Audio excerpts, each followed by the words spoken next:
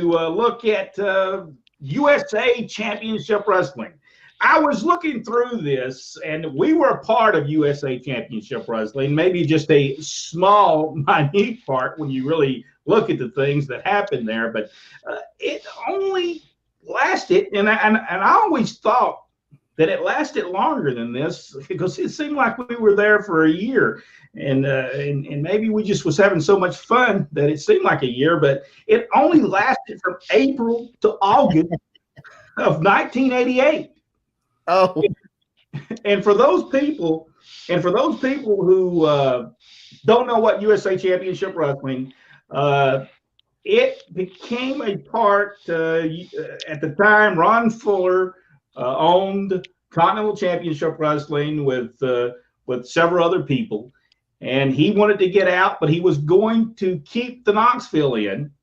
And they were going, him and Bob Polk was going to run wrestling in Knoxville, Hazard, Kentucky, Chattanooga, Tennessee. I can't think one more market. I can't remember what the other market is. But Johnson City, Hazard, Kentucky. And it started out pretty good. One of the reasons is Mellow Yellow gave Bob Polk, Ron Fuller, $100,000. For advertising on the television show and everything that it took to run a pro wrestling show. And it was very good because when they would run these spot shows, Mellow Yellow would even give them drinks and stuff in some of these places and give them a bunch of stuff.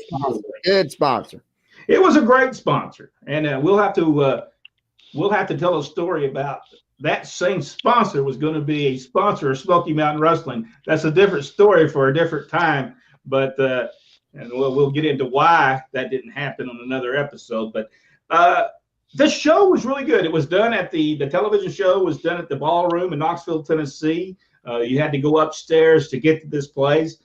Great I mean, it had a great atmosphere. Did Jackie ever watch any of the shows from? I did see some of the shows. Yeah. Very good shows. Gordon Solie did the commentary in the show. Everything was great until one morning, Gordon fell down the escalators and messed himself up, bro. You remember that, Rodney? Yeah, that wasn't good. It wasn't good. Yeah, he looked beat up pretty bad.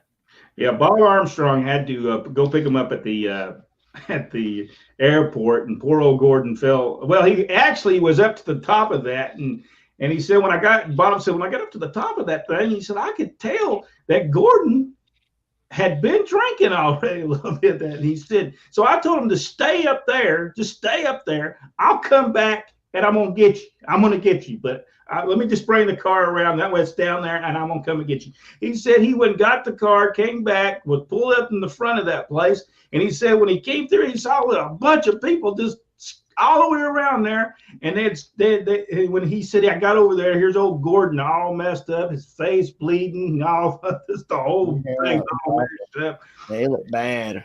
And they had, I think Laura put the makeup on him that day, so he didn't look so bad. But poor old Gordon fell down the escalator steps there and messed himself up. Phil Rainey did the ring announcing on the TV show. Here was just some of the guys. Dad was there as the road agent, and after a while, he just put out posters.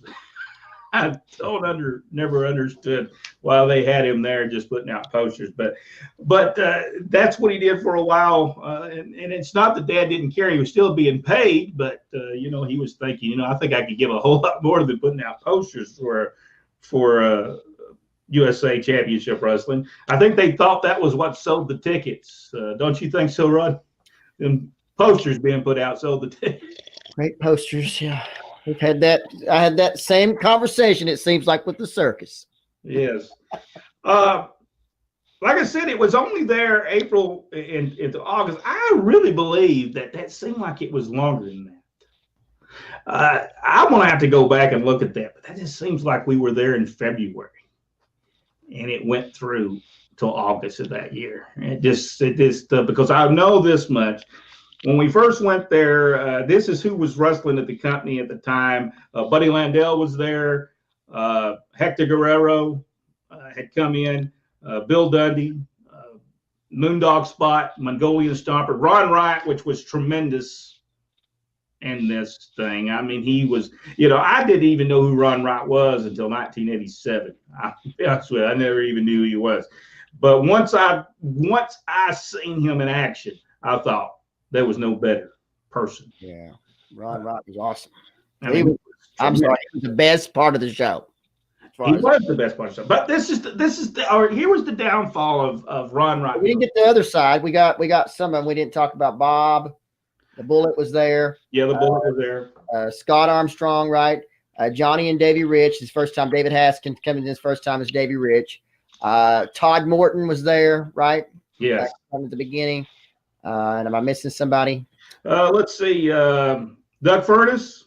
Okay. Austin Idol was Austin Idol would come in and out occasionally. At the end, Ron Fuller came out of his retirement to get in the room. Oh, we had the Stormtrooper, which was Tim Fry, Terry Gordy. Terry Gordy would wrestle there as well. The Rock and Roll RPMs, Mike Davis and Tommy Lane. Nelson Royal would come in, which was very good. Oh yeah, Nelson is great. But I guess Mongolian Stomper and Bob was the main two people on the card. It didn't last as long as that was a very small territory, and you had to move people in and out of there really quick. And I think after 3 months, because when we first got there, business was good. But I remember one time in Morristown, Tennessee, and Rodney, you remember this. They did the same exact finishes 2 times in a row. Yeah, that was very embarrassing, by the way. Yeah, somebody come up to me and said, "I know what's going to happen in this next match because it's the same match as we saw last time that we were here." Very bad. Michael and David was telling us also Wendell Cooley was there later on. He's right. Yeah, Wendell Cooley was there. I remember Wendell Cooley got his hair cut by Buddy Landell. And we were making trips with Wendell, and Wendell went right after he got his hair cut, and he went to get a haircut. And we told him driving down the road, says, "This ain't gonna work. You just went and got your hair cut. So what did it do to you? You need to go click that thing where it's more. Some of it's not here, and some of it." I said, "You got to go. What did it matter if you got your hair cut if you're just going to go get a haircut?" Made no sense to us whatsoever. But they had some good stuff, but they did things that just the territory was too small to be able to. You needed to move talent so fast. And where were they going to go? When you got rid of them, where were they going to go? So it wasn't a situation. We'll get back to Ron Fuller's USA Championship Wrestling. We'll go into more of a detailed look at matches. Well, the one thing that I want to just interrupt you for just a second. Let's just be very frank. Ron and Robert were not getting along together. Robert was running the southern end, the Alabama, still down there. They refused to exchange talent. They refused to even talk to each other at the time. And it was detrimental, not just to that, but to both at the same time. So there we go with what I was talking about earlier with AEW. The ability to work with other people. How long will it last? As long as it lasts, should be great for everybody. But just as soon as those egos start to come into play, down the tubes, everybody will go. Well, we all understand, and Jack, you know this more than it never lasts.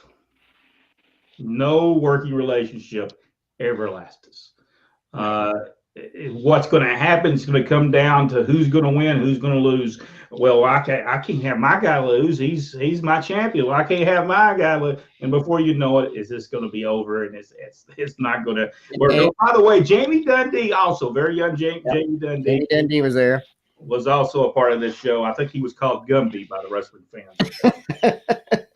But we'll get more into detail and tell you step by step exactly what happened. But we're going to have a little bit of time on that because a lot of things people talk about. Well, what made a wrestling company go under? There's a lot of things that made this particular company not survive for a very long period of time, and it did happen that. Sometimes there would be 5 shows running around Knoxville, Tennessee, just too close to Knoxville, Tennessee, that didn't help it as well.